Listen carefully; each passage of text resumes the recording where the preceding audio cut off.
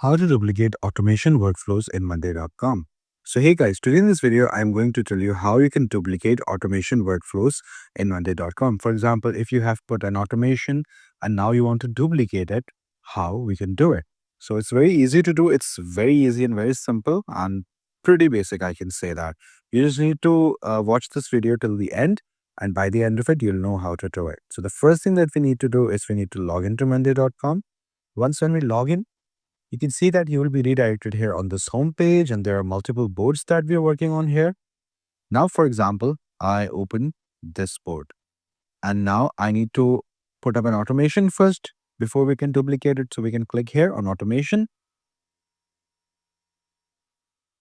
and we have an ongoing automation right here. You can see that when an item is created, set creation date to today. Okay, so we have already an automation. Now I want to duplicate this automation right here.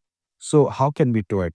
By duplicate, I also mean that I want to copy this automation and make a copy of it. So how can we do it? It's pretty basic and pretty simple. Now we can click here on these three dots right here, and here it is, duplicate. So we can click on that. So here you go, guys. We can then click on create automation. And here you go. Now we have two automations of the same name. So that's how we actually duplicate an automation and make a copy of it.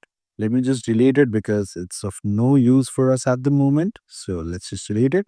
So that's how you actually duplicate it or copy an automation. You just need to come here on the board. Let me just summarize it one more time. You just need to come here on the board, click on automate, and here you can just click here and then click on duplicate and create automation, and thus a copy of this automation will be formed, and now you'll have two automations. You can see this was 1 day ago and this is just 1 second ago, so you've just created it. So I hope this video was informative. Please do like the video and subscribe the channel to see more content like this. I'll see you in the next one.